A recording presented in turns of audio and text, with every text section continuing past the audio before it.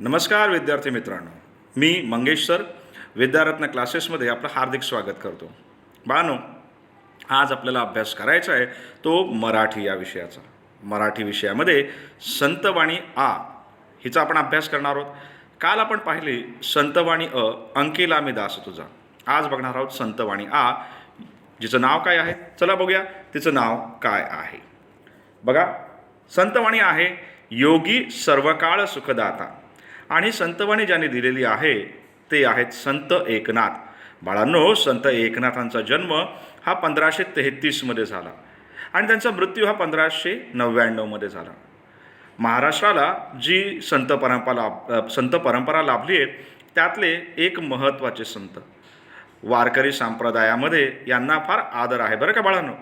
पैठण हे त्यांचं गाव, आणि महत्त्वाची गोष्ट म्हणजे की भागवत संप्रदाय हा त्यांनी निर्माण केला. एक थोर संत कविता आहेतच, परंतु महाराष्ट्राच्या सांस्कृतिक प्रबोधनाचे प्रवर्तकही त्यांना म्हटलं जातं. एकनाथी भागवत, रुक्मिणी स्वयंवर, भावार्थ रामायण इत्यादी ग्रंथ, अभंग, आख्याने, गवळणी, पदे, भारुडे असं बहुआयामी लेखन त्यांनी केलेलं आहे. सामान्याच्या उद्धाराची तळमळ, हो अगदी जनसामान्याचाही उद्धार झाला पाहिजे, ही तळमळ त्यांच्या आयुष्यभर त्यांच्याकडे होती. बरं, हे संत एकनाथांच्या काव्याचं प्रमुख विशेष आहे बरं का. बरं, आता जाऊया आपल्या आजच्या कवितेत संत एकनाथ कोणत्या गोष्टीवर भर देत आहेत. तर आता मी सांगतोय ते पूर्ण लक्षात ठेवायचं, कारण आपल्या कवितेचा हा आत्मा आहे. आपण जी संतवाणी शिकणार आहोत त्याची महत्त्वाची गोष्ट आहे की ह्या अभंगामध्ये योगी पुरुष आणि पाण्याची तुलना केलेली आहे. की बरं, योगी पुरुष कसा असतो आणि पाणी कसं असतं, आणि पाण्यापेक्षाही योगी पुरुष हा कसा श्रेष्ठ आहे, हे विविध दृष्टांतातून दृष्टांत म्हणजे उदाहरणं, दाखले देऊन संत एकनाथ या ठिकाणी स्पष्ट करतात. बाळांनो, आता आपल्याला सुरुवात करायची की या संतवाणीला. पण तत्पूर्वी तुमच्या मनामध्ये असा प्रश्न येईल की योगी कोणाला म्हणायचं. योगी म्हणजे जे संत, महात्मे, महंत जे आपल्या पृथ्वीतलावर निर्माण झाले होत आहेत, ज्यांनी प्रत्येक भ्रमित माणसाला हा सन्मार्ग दाखवला.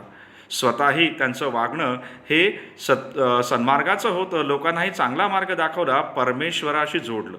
आणि म्हणून जो तुमच्या माझ्यासारख्या माणसाला परमेश्वराशी जोडतो तो असतो योगी. बरं, आता हा योगी पाण्यापेक्षाही श्रेष्ठ का? खरं तर ह्या पृथ्वीवरनं बाळांनो पाणी सर्वश्रेष्ठ आहे, कारण पाणी म्हणजे जीवन. पण मग या जीवनालाही जो आकार देतो, या जीवनालाही जो महत्त्व प्राप्त करतो, या जगण्याला महत्त्व प्राप्त करून देतो तो योगी. कसं काय? जरा पहिली ओळ पाहूया, म्हणजे तुमच्या आपोआप लक्षात येईल. पण पहिली ओळ पाहायची, आपण थोडंसं पुढे जाऊया. हां, आपली पहिली ओळ ही बघा, ही आहे आपली पहिली ओळ. जेवी चंद्रकिरण चकोरासी, पंखोवा जेवी पिलियासी, जीवन जैसे का जीवासी, तेवी सर्वांसी मृदुत्व. आता इथे पहिला शब्द आपल्याला दिसतोय जेवी. जेवी म्हणजे इथे ज्याप्रमाणे. चंद्रकिरण चकोरासी, चंद्रकिरण, चंद्राची किरण, चकोर.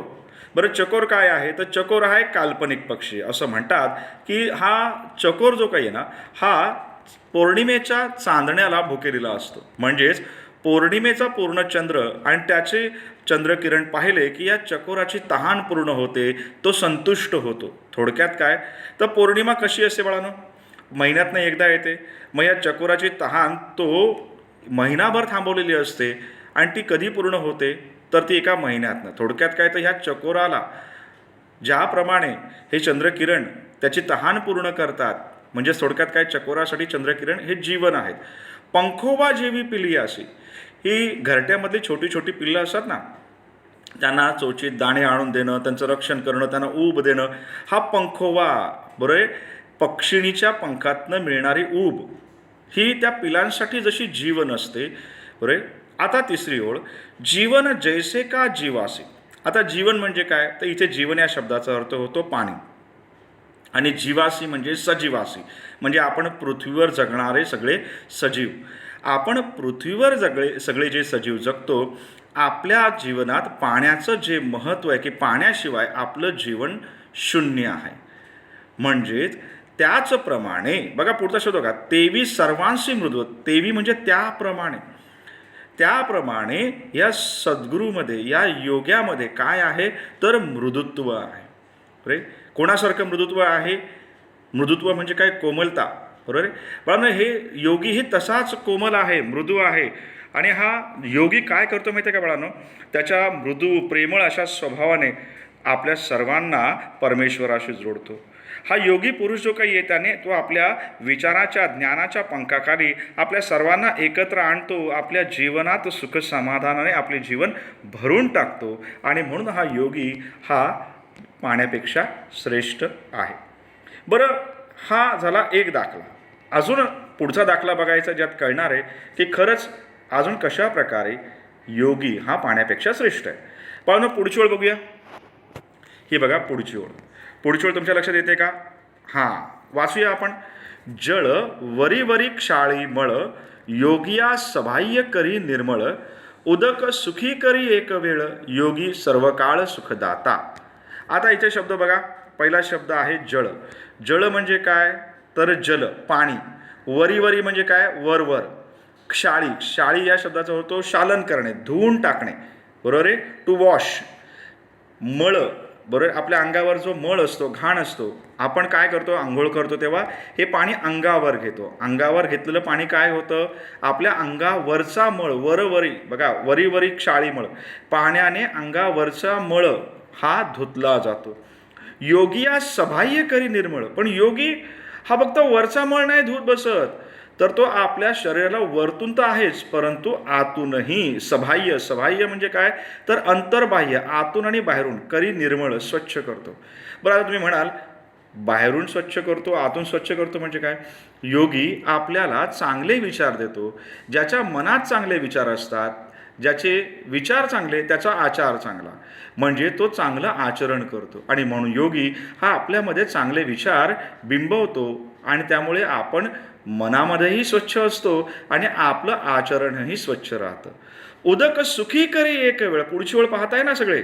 लक्ष आहे ना मी काय म्हणतोय ते? संत एकनाथ म्हणतात उदक. बघा बाळांनो, आता पाण्यासाठी तिसरा शब्द आला. पहिला शब्द होता जीवन, दुसरा शब्द जळ, तिसरा उदक.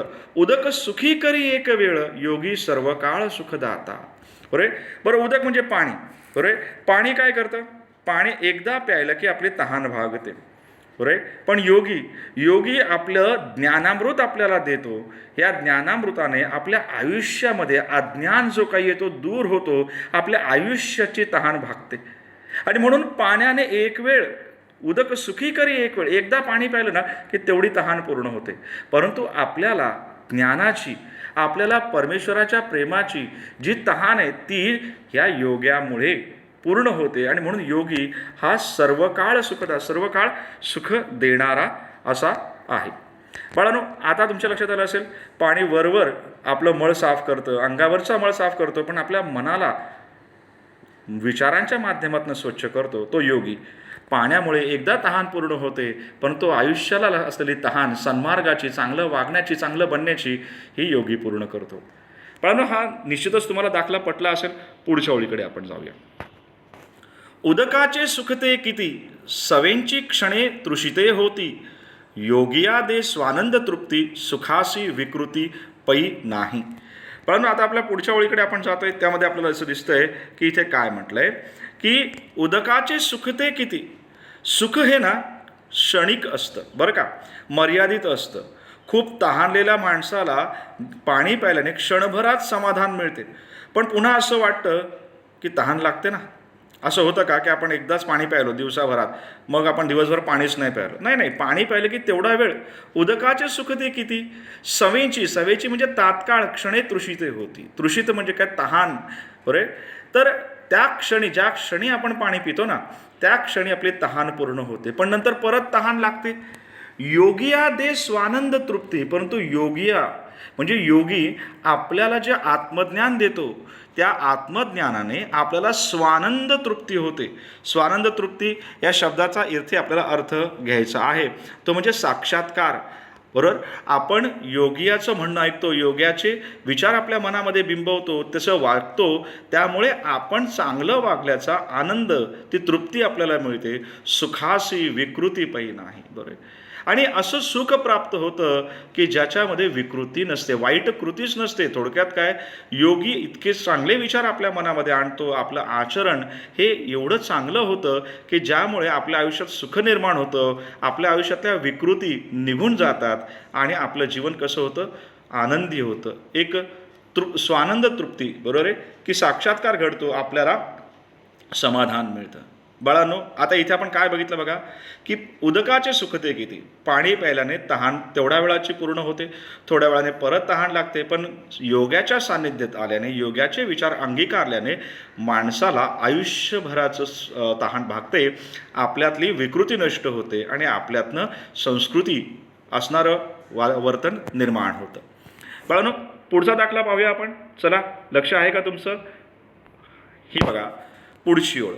उदकाची जे मधुरता ते रसनेची तत्वता, योगियाचे गोडपण पाहता होय निवविता सवेंद्रिया. शब्द तुम्हाला माहिती आहे, उदक, उदक म्हणजे पाणी. मधुरता, मधुरता या शब्दाचा अर्थ होतो गोडपणा, स्वीटनेस. ते रसनेची तत्वता, रसना या शब्दाचा अर्थ तुम्हाला माहिती आहे. रसना म्हणजे काय, तर जीभ, बरोबर. आणि इथे बघा शब्द काय आहे, की ती रसनेची तत्वता योगियाचे गोडपण पाहता होय निवविता. निवविणे म्हणजे काय, संतुष्ट करणे, बरे, टू सॅटिस्फाय. सवेंद्रिय, सवेंद्रिय म्हणजे काय, ऑल बॉडी ऑर्गन्स, आपली सर्व इंद्रिय. उदकाची जे मधुरता, पाण्यामध्ये जो गोडवा आहे ना, बरे, ते रसनेची तत्वता, आपल्या पाण्याचा स्पर्श आपल्या जिभेला होतो, रसना, रसनेची तत्वता. आणि म्हणून आपल्या शरीरातील एक अंग कोणतं, तर जीभ, त्याचं समाधान हे पाणी करतं. पण आपल्या शरीरात जे बाकीची अंग आहेत, आपण ज्याला म्हणूया की आपल्या शरीरात जे काही आपण सेन्सरी ऑर्गन्स म्हणतो, बरोबर आहे, की ज्या आपल्याला पंचेंद्रिय आहेत, ज्याने आपल्याला बाहेरचं जग कळतं, त्या सगळ्यांचं समाधान मात्र पाणी करू शकत नाही. तो फक्त कशाचं समाधान करतो, तर तो पाण्याने आपल्या जिभेची, रसनेची तत्वता समाधान होतं. योगियाचे गोडपण पाहता, पण योगियाच्या संगतीत राहिल्याने आपल्याकडनं चांगलं आचरण घडतं, मनामध्ये, कानामध्ये, आयुष्यामध्ये हे चांगले विचार होतात, चांगले आचार आपल्याकडनं घडतात. आणि त्यामुळे निवविती सवेंद्रिय, आपल्या जे सर्व इंद्रियांवर एक कंट्रोल निर्माण होतो, एक ताबा निर्माण होतो. आपल्या मनाला बघा, मनाला हे 6वं इंद्रिय, बरं, 5 इंद्रिय कोणती, तर आपल्या डोळ्यांना वाईट बघायची सवय लागत नाही, आपल्या जिभेला वाईट बोलायची सवय लागत नाही, आपल्या कानांना वाईट ऐकायची सवय लागत नाही, बरं. आपल्या स्पर्शामध्ये एक चांगलेपणा येतो, वाईट स्पर्श आपल्याकडनं घडत नाही, बरं. म्हणजेच काय, तर आपली ही पंचेंद्रिय जी काही आहेत, बरोबर, कान, नाक, डोळा, बरं, ह्या पंचेंद्रियाबरोबर मनालाही योगी काय करतो, तर त्याला निववितो, त्यांच्यामध्ये तो संतुष्टता आणतो, आपल्याकडनं चांगलं वर्तन होतं. म्हणजेच अर्थात काय समजून घ्यायचं आहे, की पाण्याच्या गोडपणाने फक्त जिभेला समाधान मिळतं, योग्याच्या संगतीमुळे माणसाला आयुष्यभरासाठी समाधान मिळतं, कारण तो आपल्या सर्व इंद्रियांवर ताबा मिळवतो, इंद्रियांना चांगलं वागायला लावतो, आपल्याकडनं पाप घडत नाही, आयुष्य हे चांगलं बनतं. पण समस्या मला वाटतं थोडंसं जड वाटत असावं, पण थोडंसं कठीणही शिकलंच पाहिजे. पण पुढची ओळ बघूया. मेघमुखे अधपतन, मेघमुखे अधपतन, उदकाचे देखोनी जाण, अधप्पाते निवविती जन, अन्नदान सकळासे. मेघमुखे अधपतन. आता यात मेघ, मेघ म्हणजे काय, तर ढग, बरोबर. मेघमुखे अधपतन, अधपतन म्हणजे काय, खाली पडणे. उदकाचे देखोनी जाण, उदक म्हणजे पाणी, अधप्पाते म्हणजे खाली पडून, निवती, निवती या शब्दाचा अर्थ होतो संतुष्ट करणे, समाधान देणे, टू सॅटिस्फाय. जन, जन म्हणजे लोक. अन्नदान सकळासी, सकळासी म्हणजे सगळ्यांना. शब्दांचे अर्थ समजलेत. आता बघा, मेघमुखे अधपतन, पाण्याचा श्रेष्ठत्व पटवून देताना संत एकनाथ या ठिकाणी अप्रतिम असा दृष्टांत देत आहेत. ते म्हणतात, मेघाच्या मुखातून पाण्याचे अधपतन होते, म्हणजेच आकाशातील काळ्या ढगांमधून पाण्याच्या धारा धरतीवर बरसतात. त्यामुळे सर्व लोकांना खूप आनंद होतो. सगळे लोक समाधानी होतात, कारण या मेघातून कोसळणाऱ्या पाण्यामुळे धरतीवर हिरवळ पसरते. त्यातून अन्नधान्याची निर्मिती होते. शेतशिवारं भरून जातात. भरभरून धान्याने लोकांच्या पोटाची सोय होते. खायला अन्न मिळतं, प्यायला पोटभर पाणी मिळतं आणि माणसाचं जीवन सुख समाधानी होतं. पण हे सगळं कधी? तर तो आकाशातल्या मेघामधनं जे पाणी पडतं ते पृथ्वीवर अशा प्रकारे जीवन निर्माण करतं, आपल्याला जगण्यासच सहाय्य करतं. मग मेघ कुठे आहेत? वरती. पाणी कुठे पडतं? धरतीवरती. जीवन आपलं कसं होतं? सुख समाधानी. मग आता हे झालं पाण्याचं महत्त्व. आता योगी कसा यापेक्षा श्रेष्ठ हे पुढच्या दाखल्यामध्ये ऐका. तैसे त्याप्रमाणे योगी असे खलुते येणे. खलुते म्हणजे खाली. त्याचप्रमाणे योगी कसा आपल्याला उपयोगाचा ऐकूया. जे इहलोकी म्हणजे पृथ्वीवर जन्म पावणे, जन म्हणजे लोक, आपण सर्व, निववी समाधान देणे, श्रवण कीर्तने, निजज्ञाने. निजज्ञान या शब्दाचा अर्थ होतो आत्मज्ञान. उद्धारी या शब्दाचा अर्थ होतो कल्याण करणे, भलं करणे. बाळांनो, या ओळीचा इथे अर्थ सांगताना बघा, संत एकनाथ असं म्हणतात, आपल्या अध्यात्माला थेट परमेश्वराशी जोडू पाहणारा योगी किती श्रेष्ठ आहे हे बघा बरं. हे संत एकनाथ आपल्याला कसं समजून सांगतायत हे देखील महत्त्वाचं, आणि त्यांचे दाखले किती सुंदर आहेत ते पहा. ते म्हणतात की मेघमुखातून धरतीवर येणारे पाणी जसे अन्नधान्याची निर्मिती करून लोकांना सुखी करतात, त्याचप्रमाणे योगी पुरुषसुद्धा या इहलोकी म्हणजे पृथ्वीवर जन्म घेतात. आणि आपल्या एक साधारणपणे समज की आपण 3 लोक मानतो, स्वर्गलोक, पृथ्वीलोक आणि पाताळलोक. ही मंडळी जी आहेत योगी, ही स्वर्गातून वरतून आलेली असतात, आणि म्हणून स्वर्गलोकातून ते जणू काही खाली येतात, म्हणजेच धरतीवर पृथ्वीवर येतात, जन्म घेतात, आणि त्यांच्या असणाऱ्या आत्मज्ञानाने या पृथ्वीवर असणाऱ्या तुमच्या माझ्यासारख्या सामान्य लोकांचा उद्धार करतात, आपल्या ज्ञानात भर घालतात, आपलं अज्ञान दूर करतात, आपल्या जगण्याला अर्थ निर्माण करतात, आणि म्हणूनच आपलं जीवन हे कल्याणमय होतं. आपल्या भजन कीर्तनातून ज्ञान देऊन सर्व लोकांचे सुख वाढवतात, त्यांना समाधानी करतात, आणि म्हणून योगी हा सर्व काळ सुखदाता आहे. पाणी क्षणभरासाठी सुख देईल, पाणी एखाद्या अवयवाला समाधान देईल, पाणी हे काही ठराविक ठिकाणी जीवन निर्माण करेल, परंतु योगी हा या पाण्यापेक्षाही श्रेष्ठ आहे. योगी हा सर्व काळ सुखदाता. बाळांनो, अशा प्रकारे ही संतवाणी आपण पाहिली. या संतवाणीच्या माध्यमातून संत एकनाथ यांनी सांगायचा प्रयत्न केला आहे की योगी पुरुष हा पाण्यापेक्षा श्रेष्ठ आहे. बाळांनो, यातनं तुम्हाला समजण्याची गोष्ट निश्चित अशी आहे की आपलं जीवन हे असंच योगी पुरुषासारखं असावं, सन्मार्गाने चालण्यासाठी, सद्विचार अंगी बाणवण्यासाठी आणि भारताचा चांगला नागरिक होण्यासाठी.